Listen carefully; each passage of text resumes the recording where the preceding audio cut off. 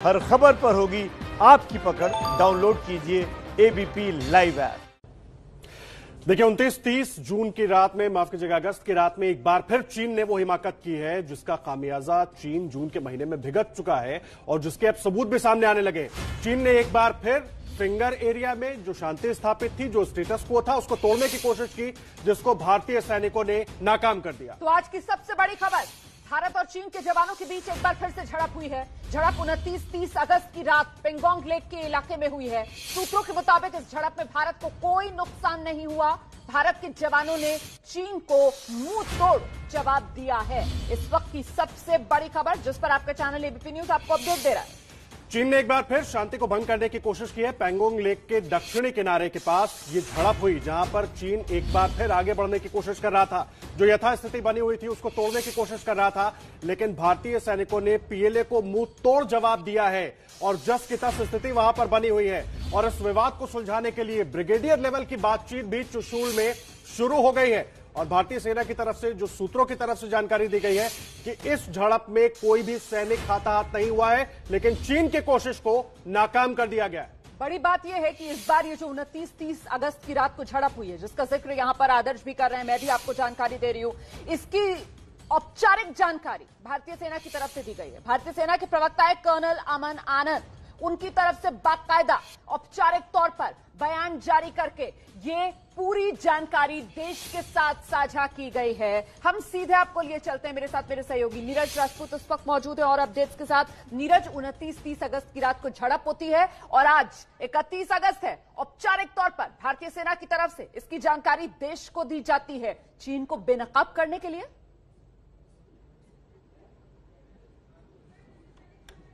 बिल्कुल रोमाना, बिल्कुल ठीक कहा। जब से हम लोग देख रहे हैं भारत और चीन के बीच में जब से टकराव की स्थिति बनी,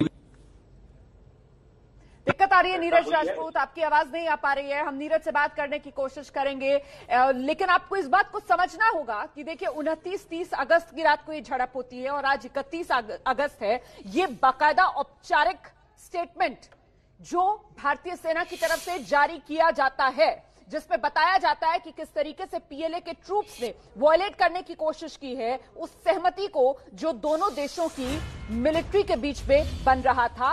बावजूद डिप्लोमैटिक एंगेजमेंट्स जो दोनों देशों के बीच में चल रही थी, ये नापाक हरकत जो चीन की तरफ से अंजाम देने की कोशिश की गई, जिसका मुंह तोड़ जवाब भारत ने दिया है। नीरज राजपूत हमारे साथ मौजूद है। नीरज, अपनी बात पूरी कीजिए।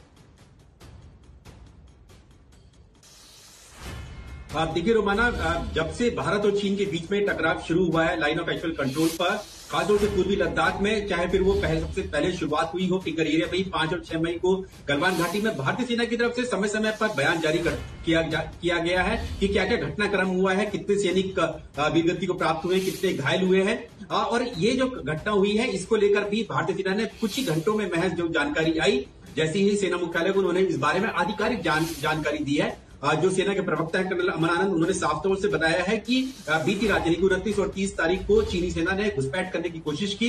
स्टेटस क्यू जो कि दोनों देशों के जो सैनिक हैं जहां फिंगर एरिया में बैठे हुए हैं, वहां पर चीनी सैनिकों ने आने की कोशिश की और जहां भारतीय सैनिक बैठे हुए थे उनको पीछे करने की कोशिश की। लेकिन भारतीय सैनिक वहां पर तैनात थे, उन्होंने चीनी सेना की जो भी कोशिशें थी उनको नाकाम किया। उसी में झड़प हुई और चीनी सेना को पीछे खदेड़ दिया गया। यानी कि भारतीय सेना ने साफ तौर से कहा है कि जो कोशिशें थी चीनी सेना की हमारी सीमा में आने की, घुसपैठ करने की या स्टेटस को बदलने की, उसको पूरा मुंह तोड़ जवाब दिया गया है। और साथ ही ये भी कहा है भारतीय सेना की तरफ से, ये भी जानकारी एबीपी न्यूज को दी गई है कि ऑपरेशनल जितनी भी जानकारी है वो साझा नहीं की जाएगी कि क्या हुआ था, किस तरह हुआ था।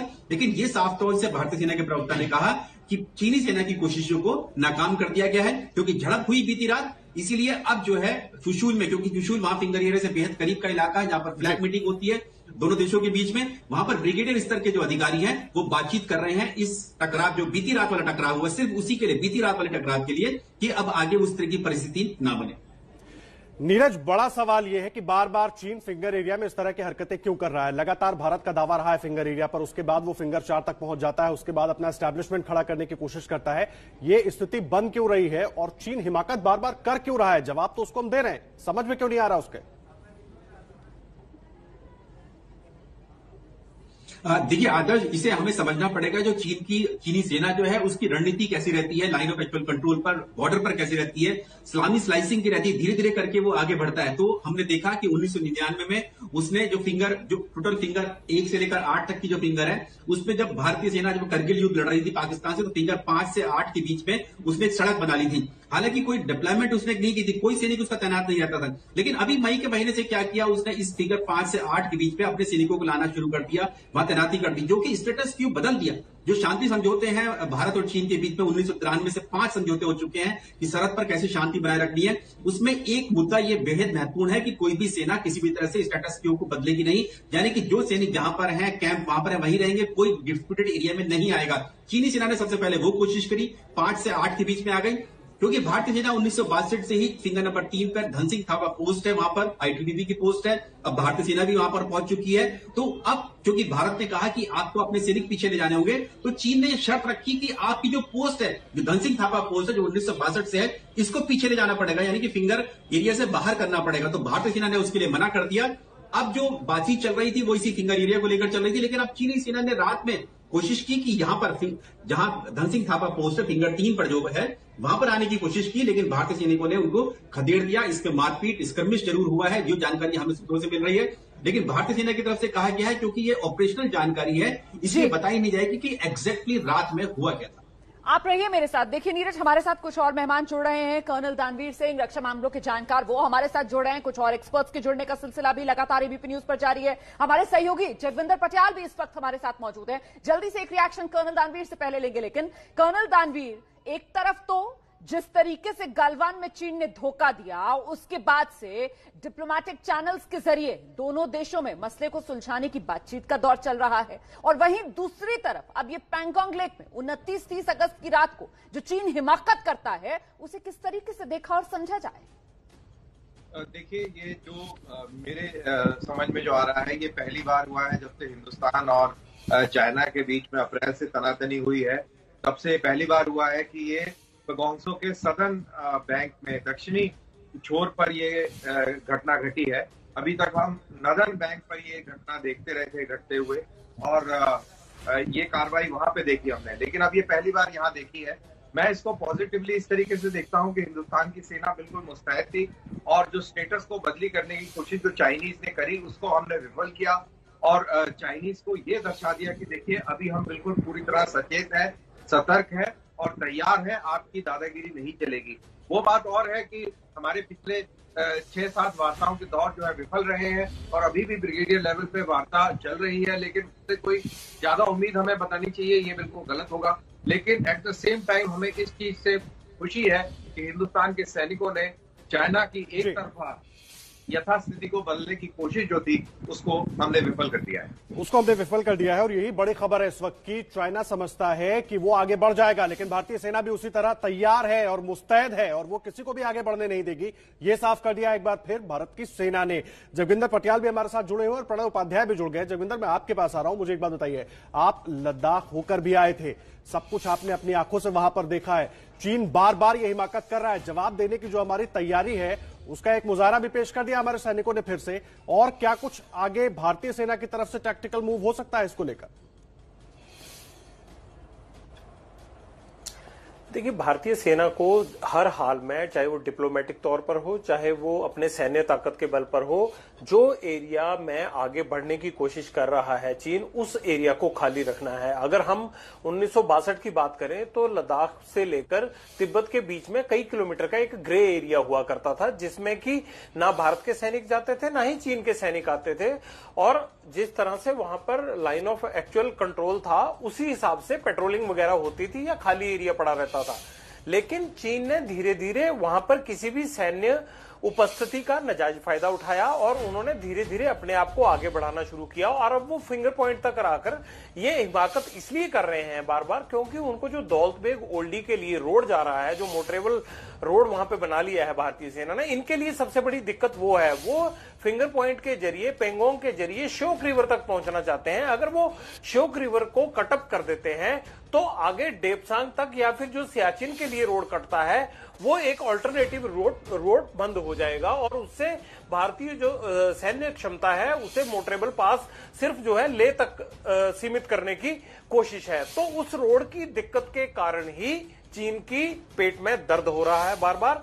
और मैंने आपको उस वक्त भी कहा था, फिर दोहरा रहा हूं कि चीन ने जो उस टाइम हमारे सैनिकों के साथ किया था वो कोई एक दिन का प्लान की हुई स्थिति नहीं थी, इसको काफी टाइम लगे होंगे। चीन ने बात की होगी पाकिस्तान से, पाकिस्तान किस तरह से एलओसी को डिस्टर्ब करेगा और जब भारत वहां बिजी होगा तो किस तरह से एलएसी पर चीन को दिक्कत करनी है। इन तमाम चीजों को देखकर इसमें साल 2 साल का टाइम लगा होगा, तो चीन इतनी आसानी से बाज नहीं आने वाला है। ये बहुत महत्वपूर्ण बात यहां पर जो जगविंदर पटियाल बता रहे हैं कि समझना होगा इस जुगलबंदी को जो पाकिस्तान और चीन के बीच चल रही है कि एक तरफ एलओसी पर भारत का ध्यान खींचा जाए, जब भारत का ध्यान एलओसी पर केंद्रित हो जाए तो फिर चीन जो है वो एलएसी पर अपनी कारगुजारियों को अंजाम देना शुरू कर दे। तो ये इन दोनों पाकिस्तान और चीन के बीच की जुगलबंदी, लेकिन भारत सतर्क और उसी का यह नतीजा कि चीन की तरफ से जो हिमाकत की जा रही थी उसका मुंह तोड़ जवाब भारत ने चीन को दिया है। प्रणय उपाध्याय का रुख करते हैं जल्दी से, लेकिन प्रणय मुझे लगता है आप बेहतर तरीके से दर्शकों को बता पाएंगे कि ये 29-30 अगस्त की रात को जो होता है, 31 अगस्त आज की तारीख और बाकायदा आधिकारिक जानकारी, इसकी आधिकारिक बयान आर्मी की तरफ से जारी कर दिया जाता है। ये सीधे सीधे एक बदलाव रणनीति में कि चीन अगर हिमाकत करेगा तो फिर उसको हम बेनकाब करेंगे, उसका चेहरा दुनिया के सामने लेकर आएंगे।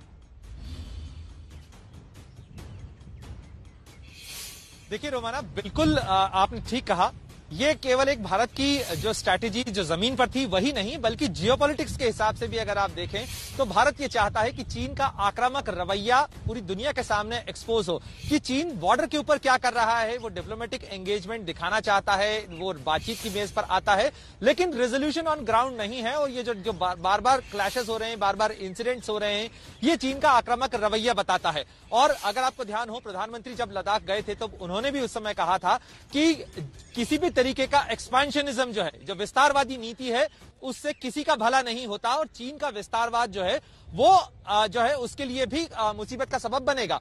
अगर आप देखें इस समय रोमाना कि पूरी दुनिया के अंदर चीन के एक्सपेंशनिज्म को लेकर सवाल उठ रहे हैं, चाहे ईस्ट एशिया हो चाहे यूरोप हो, हर जगह पर चीन को लेकर सवाल उठ रहे हैं। और ये जो स्ट्रैटेजी है इस समय इंडिया की कि जमीन पर चीन को सख्ती के साथ जवाब दिया जाए, चीन के किसी भी जो जमीन पर ऑन ग्राउंड सिचुएशन चेंज करने की जो उसकी कोशिश है उसका जवाब दिया जाए, उसे वहीं कंटेन किया जाए और साथ ही दुनिया में इस चीज को बताया जाए कि चीन आक्रामक रवैये के साथ आगे बढ़ रहा है और वो बातचीत के जरिए चीजों को सुलझाना नहीं चाहता है। लेकिन जहां तक इस ग्रैंड स्ट्रैटेजी का सवाल है रोमाना, भारत के लिए ये दोहरे मोर्चे की लड़ाई कोई नया फैक्टर नहीं है। भारत के मिलिट्री प्लानर्स बहुत अच्छे से ये जानते हैं कि जब भी अगर कोई ऐसी स्थिति होगी तो चीन और पाकिस्तान के बीच में कल्यूजन या कोलैबोरेशन जो है वो हो सकता है। इसीलिए अगर आप देखें दोनों तरफ के डिप्लॉयमेंट के अंदर ये साफ नजर आता है। प्रणय उपाध्याय, इस वक्त एक बड़ी और नई जानकारी आ रही है और जानकारी ये सामने निकल कर आ रही है कि इस बार ये जो झड़प हुई है ना 29-30 अगस्त की रात को, ये झड़प जो है वो बिल्कुल नई जगह में हुई है, फिंगर एरिया में झड़प नहीं हुई है। और ये झड़प हुई है पैंगोंग लेक के दक्षिणी किनारे के पास ये झड़प हुई है। इसके पहले अब तक जो झड़पें रिपोर्ट होती रही हैं वो फिंगर एरिया में होती रही हैं, लेकिन पहली बार पैंगोंग त्सो लेक के दक्षिणी किनारे के पास ये झड़प हुई है। नीरज राजपूत,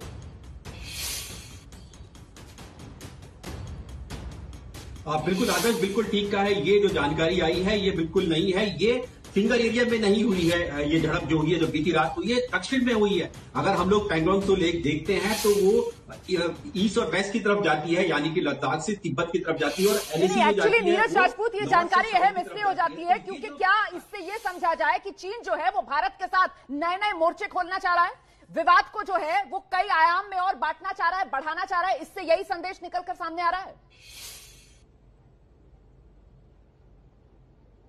बिल्कुल बिल्कुल ठीक कहा आपने रोमाना, क्योंकि इसको हमें इस तरह से समझना पड़ेगा कि जो फिंगर एरिया में जो चीनी सेना की जो घुसपैठ हुई है, जो फिंगर 4 और 5 तक हुई है, फिंगर 8 से, तो अगर हम इस, क्योंकि पैंगोंग त्सो लेक इस तरह से जाती है, यहाँ फिंगर एरिया है, इस पैंगोंग त्सो लेक के दूसरी तरफ यानी दक्षिण की तरफ जो दूसरा इलाका है वहां पर भी चीनी सेना ने आने की कोशिश की होगी। यहाँ पर नीरज, वो यहाँ पर बैठे हुए अहम जानकारी दे रहे हैं आप रहे हैं हमारे साथ। कर्नल दानवीर भी जुड़े हुए हैं। कर्नल दानवीर, सवाल यही है कि पहले जो झड़पें होती थी वो फिंगर एरिया में रिपोर्ट होती थी, अब जो है वो पैंगोंग त्सो लेक के दक्षिणी किनारे के पास झड़प हुई है। क्या चीन बार बार अलग अलग तरीके से नए नए मुहाज खोलने की कोशिश कर रहा है?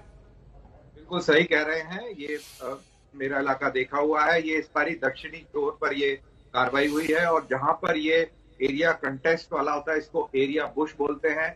ये हिंदुस्तान की चुशूल गैरिसन की थाकुंग पोस्ट है, उसके आगे तकरीबन 3-4 किलोमीटर दूर ये इलाका पड़ता है, जहां पर स्पेंगूर गैप से चाइनीज सैनिक जो है गाड़ियों के माध्यम से इधर नीचे आते हैं और इधर घुसपैठ की कार्रवाई करते हैं।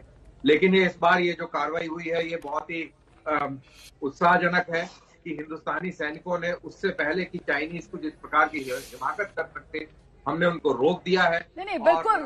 भारतीय सेना ने बड़ी दिलेरी के साथ चीन को उसकी हिमाकत का मुंह तोड़ जवाब दिया है। बिना वक्त गवाए सीधे जगविंदर पटियाल का रुख करेंगे और समझने की कोशिश करेंगे जगविंदर पटियाल से। जगविंदर, ये नया मोर्चा खोलने की कोशिश चीन की तरफ से, क्योंकि अभी तक फिंगर एरिया में चीन को गुस्ताखी करता था, लेकिन इस बार ये पैंगसोंग लेक और इसमें दक्षिणी हिस्से में चीन की तरफ से ये झड़प किस तरीके से देखी जाए?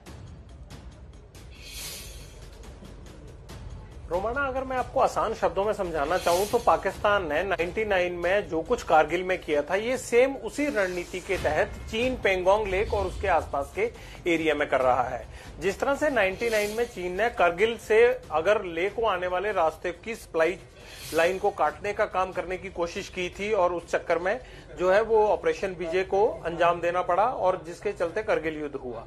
उसी तरह से खास तौर से चीन उसी रणनीति के तहत जो दौलत बेग ओल्डी तक जाने वाली रोड है, उस रोड को कैप्चर करने के लिए इस तरह की हिमाकत बार बार कर रहा है और एक डिस्टर्ब करने की कोशिश कर रहा है। हो सकता है कि कल को अरुणाचल में या उत्तराखंड में हिमाचल के साथ लगती सीमा पर भी वो इस तरह की डिस्टर्बेंस क्रिएट करे, लेकिन उसका इरादा यही होगा कि ये जो मोटरेबल रोड है इसको किस तरह से कैप्चर करने के लिए। जी जगविंदर, ठीक कह रहे हैं आप, लेकिन इरादा चाहे जो भी हो, भारतीय सेना जवाब देने के लिए पूरी तरह से तैयार है और पूरी मुस्तैदी से 29 और 30 की रात को भी भारतीय जवानों ने पीएलए आर्मी को उसी तरह से जवाब दिया है। जी, और भारतीय सेना पहले से तैयार थी, क्योंकि जो कुछ जून महीने में हुआ था उसके बाद भारतीय सेना पूरे तरीके से तैयार बैठी हुई थी और चीन की अब तक की जो आदत रही है उसके मुताबिक भारतीय सेना तैयारी के साथ मौजूद थी। और जैसे ही, लेकिन आपको बता दें, इस बार चीन ने एक नया मोर्चा खोलने की कोशिश की है। आमतौर पर झड़प जो है वो फिंगर एरिया में हुआ करती थी, लेकिन इस बार चीन ने पैंगोंग त्सो लेक के दक्षिणी किनारे के पास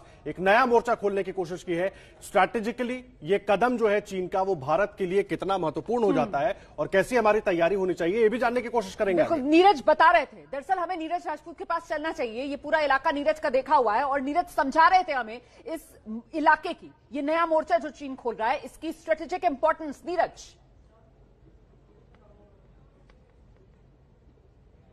देखिए रोमाना, इसको समझना पड़ेगा हम लोगों को। पैंगोंग त्सो लेक और जो एलएसी उसके बीच से गुजरती है, एलएसी जो पैंगोंग त्सो लेक है वो ईस्ट से वेस्ट की तरफ बहती है, यानी कि जो हमारा पूर्वी लद्दाख का इलाका है वहां से, और हमारा जहां पर रक्षा मंत्री राजनाथ सिंह गए थे वहां से शुरुआत होकर वो तिब्बत में चली जाती है। लेकिन लाइन ऑफ एक्चुअल कंट्रोल बीच से उसको कट करती है। हमारे में 1/3 और दूसरा जो है पार्ट जो है वो चीन में आता है। अभी तक जो हम लोग देख रहे थे, झड़पें जो हो रही थी, लड़ाई टकराव जो हो रहा था, वो फिंगर एरिया में हो रहा था। ये पैंगोंग त्सो लेक के उत्तर के इलाका है, जो कि वहां पर कोई हैबिटेशन नहीं है, वहां सिर्फ फौजी एरिया है, मिलिट्री एरिया है। लेकिन जो ये लड़ाई जो कल बीती रात जो हुई है, जो झड़प हुई है, ये दक्षिण में हुई है। दक्षिण यानी कि जो पैंगोंग त्सो लेक के दूसरी तरफ जो चुशूल वाला इलाका है, जो हैबिटेशनल एरिया के अगर हम लोग देखेंगे तो हालांकि वहां पर बॉर्डर पर एलएसी के पास तो कोई हैबिटेशन नहीं है, लेकिन ये उसकी तरफ हुआ है जहां हम टूरिस्ट देखते हैं। अगर कोई गया हो, पैंगोंग त्सो लेक गया होगा, टूरिस्ट गया होगा, तो जिस तरफ हमारे टूरिस्ट जाते हैं ये उसकी तरफ हुआ है। वहां पर ये जो झड़प हुई है उस तरफ हुई है जहां हमारे टूरिस्ट जाते हैं। उत्तर की तरफ हम नहीं जा सकते, कोई टूरिस्ट सिविलियंस कोई भारत का नहीं जा सकता है, उत्तर की तरफ नहीं जा सकता है, क्योंकि उसको फिर गुजरने के लिए दूसरा इलाका जो है फौजी एरिया है वहां जाता है, वहां पर रेस्ट्रिक्शन लगी हुई है। लेकिन ये जो लड़ाई हुई है ये वहां पर हुई है जहां पर टूरिस्ट जाते हैं। हालांकि टूरिस्ट को काफी पहले ही रोक दिया जाता है जहां पर उस इलाके से, उसके आगे जहां पर हुआ है वहां पर, जहां पर एलएसी बीच में गुजर रही है भारत और चीन के बीच में, वहां पर हुआ है। चीन का स्पेंगुर गैप इलाका आता है, भारत का चुशूल जो इलाका आता है, उस तरफ हुई है ये झड़प हुई है। ये नई झड़प हुई है और ये बताया जा रहा है, जो जानकारी मिली है, कि चीनी सेना इस इलाके में भी फिंगर एरिया की तरह ही इस इलाके में भी आगे बढ़ने की कोशिश कर रही थी, जिस कोशिश को भारतीय सेना ने नाकाम किया है। बिल्कुल, चीन इस दम में था कि शायद वो, जिस तरह से आप पहले भी कह रहे थे, सलामी स्लाइसिंग कर लेगा, लेकिन भारत के जवानों ने उसको मुंहतोड़ जवाब दे दिया और यथास्थिति बरकरार है। मैं प्रणय का रुख करूंगा। प्रणय, मुझे एक बात बताइए, दो बातें। जून में जो कुछ हुआ उसके बाद सब कुछ दुनिया के सामने आया, चीन की जो चालबाजी है वो उजागर हुई, और अब फिर एक नया मोर्चा खोलने की कोशिश कर रहा है चीन, और इस बार भारत ने खुद खुलासा कर दिया है। दबाव बढ़ेगा इससे चीन पर, उसकी अकड़ जो है वो कम होगी?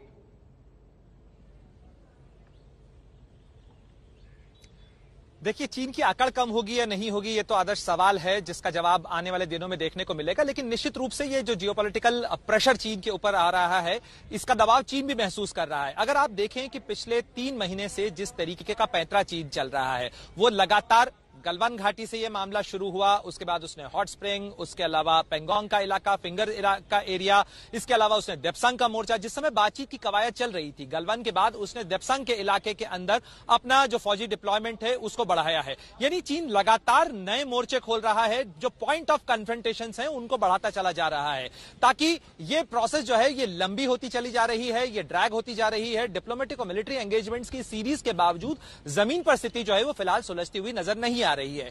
निश्चित रूप से भारत की कोशिश इस चीज को एक्सपोज करने के लिए, एक्सपोज इस लिहाज से करने के लिए है कि अगर आप देखें कि किस तरीके से चीन का ये जो एक्सपेंशनिस्ट रवैया है, या चीन का जो बॉर्डर डिस्प्यूट्स का जो मामला है, चीन के बॉर्डर डिस्प्यूट्स उसके तमाम लगभग सभी पड़ोसियों के साथ रहे हैं, चाहे रूस के साथ उसका पड़ोसियों के तौर पर उसका बॉर्डर संघर्ष हुआ हो 60 के दशक में, या वियतनाम के साथ 70 के दशक में ये संघर्ष हुआ हो। इसके अलावा भारत के साथ 1962 से लेके अभी तक कई बार इस तरीके के इंसिडेंट सामने आए हैं। तो ये जो बॉर्डर डिस्प्यूट्स का मामला है, पूरा मामला, भारत चाहता है कि ये चीज पूरी दुनिया के सामने आए कि किस तरीके से चीन बॉर्डर के पे टेंशंस खड़ा करना चाहता है और उसका दबाव चीन के ऊपर पड़े।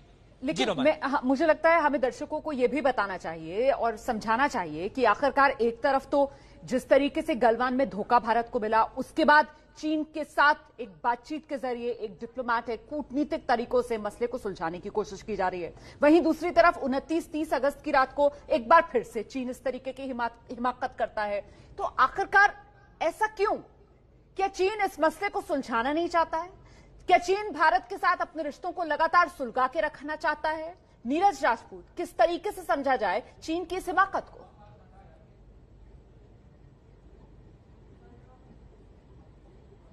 देखिए, बिल्कुल रोमाना, आपने बिल्कुल ठीक कहा कि जो चीन की कोशिश जो की जा रही है वो किसी तरह से भारत को, जो हम लोग देख रहे हैं एशिया में अगर दोनों ही उभरती हुई सुपर पावर हैं, चीन अपने आप को सुपर पावर मानता है, भारत अपने आप को उभरती हुई सुपर पावर या महाशक्ति मानता है, तो चीन की कोशिश है कहीं ना कहीं भारत को किसी तरीके से, चाहे वो 1962 के युग में भी हमने देखा, अब जो कोशिश की जा रही है कि भारत को किसी तरह से डाउन किया जाए, चाहे वो मिलिट्री लेवल पे हो। हम लोग जानते हैं कि अगर युद्ध होता है भारत और चीन के बीच में तो कितना प्रेशर जो है इकोनॉमी के ऊपर पड़ेगा, क्योंकि चीन की इकोनॉमी भारत की इकोनॉमी से बहुत बड़ी है, उसको भी हमें समझना होगा कितना वो खर्च करता है अपना मिलिट्री एक्सपेंडिचर, भारत के ऊपर कितना खर्च होगा अगर कोई युद्ध हो जाता है, अगर एलएसी पर खासतौर से होता है। और फिर जो कोशिश है चीन की वो पाकिस्तान को उकसाने की कि भारत को दूसरी तरफ से ट्रू फ्रंट पर भी वो जाके रखे, तो ये सारी कोशिशें हैं, ये उकसाने की कोशिश है भारत को, और साथ ही ये भी कि अपना दादागिरी दिखाना इस क्षेत्र में कि हम तुम्हारे एरिया में, आपके एरिया में आ सकते हैं, ये दिखाने की कोशिश चीन की तरफ से। नीरज, आप रहे हैं हमारे साथ, retired major general GD Dwivedi साहब भी हमारे साथ जुड़ गए हैं। जीडी द्विवेदी साहब, मुझे एक बात बताइए, 3488 किलोमीटर की सीमा है भारत और चीन की, अगर अलग अलग राज्यों को मिलाकर देखें, कभी वो अरुणाचल में कुछ करने की कोशिश करता है,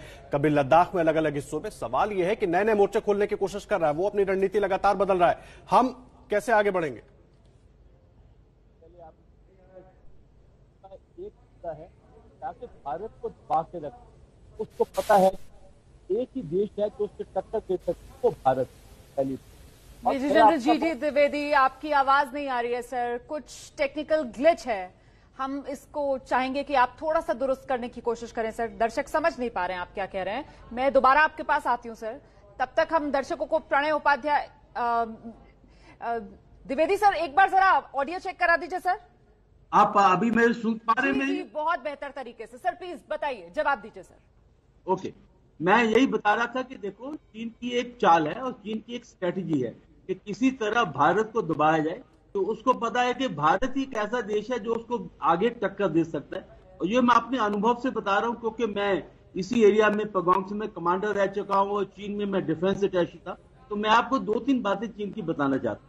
वो भारत पर कैसे दबाव डाल सकता है? दबाव डाल सकता है हमारे बॉर्डर इशू पर, क्योंकि ये बॉर्डर इशू अब से कहते हैं कि कम से कम 50 साल से ये सॉर्ट आउट नहीं हुआ है, और यही वो अपना दबाव बनाता है। जब भी उसको कोई हमारे साथ कोई परेशानी होती है तो वो बॉर्डर पर दबाव बना लेता है, और इस बार जो है उसने एक्सेस चीन के एरिया में जो दबाव बनाया है वो बहुत ही एक साजिश थी। और शी जिनपिंग जो है वो पीएलए के कमांडर हैं, ये उनके संकेत पर हुआ है। अभी ये आप देखिए कि पगोंग एरिया है, ये बहुत ही अहम एरिया है। अगर आप ये फिंगर 4 पर आ जाते हैं तो आप पूरा त्रिशूल बॉल पर आप एक नजर रखते हैं। और हमारी जो रोड्स बनी है अभी दारबुक से गालवान और प्रोगोंग से, उस पर भी आप नजर रख सकते हैं तो आगे डीबीओ। दूसरी जो बात जो है आपको समझनी चाहिए कि चीन की चाल 3 तरफा होती है। सबसे पहले चुपचाप चालाकी से कब्जा करो, उसके बाद लंबी लंबी बातचीत करो और जो आपका एडवर्सरी है उसको आप गुमराह करो, उसको परेशान करो और बाद में उस कब्जे को अपनी एक और लाइन। जनरल द्विवेदी, लेकिन अब चीन की ये जो चालबाजी है ना, बहुत अहम बात आप बता रहे हैं। चीन की ये जो चालबाजी है वो बेनकाब हो रही है और भारत ने उसको उसी के तरीके से बेनकाब करना शुरू भी कर दिया। सीधे रुक करते retired major general GD Dwivedi साहब इस वक्त हमारे साथ मौजूद हैं। तो जनरल द्विवेदी, आप दर्शकों को ये बताइए कि जब चीन बाज नहीं आ रहा अपनी हिमाकतों से, जबकि भारत कूटनीतिक तरीके से चीन के साथ बातचीत के जरिए विवादों को सुलझाने की कोशिशों में भी लगा हुआ है, तो फिर ऐसी कूटनीतिक कदम का फिर फायदा क्या है? ये तो बेईमानी हो जाती है। चीन की सर्जरी जरूरी, वो कैसे की जाए? बिल्कुल आप ठीक बता रहे हैं कि देखो चीन जो है अभी कूटनीति से नहीं, एक रणनीति बनानी पड़ेगी, क्योंकि जब तक हम अपनी जमीन पर यानी कि ग्राउंड पर दबाव नहीं बनाते हैं तो जो नेगोशिएशन पर कोई उसका असर नहीं पड़ेगा। तो मैंने पहले से बोलता आ रहा हूं कि देखो, जो मैं चीन को बहुत अच्छे से समझता हूं कि हमें एक पलटवार कार्रवाई करनी पड़ेगी। जैसे उन्होंने आक्रामक कार्रवाई की है तो हमें भी किसी न किसी तरीका से एक उनको ऑन ग्राउंड प्रेशर बनाना पड़ेगा, कोई ऐसा इलाका ढूंढना पड़ेगा जहां हम भी जाके अंदर जा सकते हैं, क्योंकि वो ग्रे जोन में आए हैं, हम भी ग्रे जोन में जा सकते हैं। जब तक ऐसा कोई विकल्प नहीं करेंगे तो चीन पर कोई दबाव नहीं आएगा। दूसरा आप देखो कि हमने कुछ उनके एप्स बंद किए हैं और हमने कोशिश की है कि हमारी जो अर्थव्यवस्था में कोई बदलाव आए। आप ये देखो कि हमारी तो जो ट्रेड है वो बढ़ गई है पिछले अभी आंकड़े जो आए हैं उसमें 20% उछाल आया है, तो यानी कि उसका कोई खास फायदा नहीं हुआ है।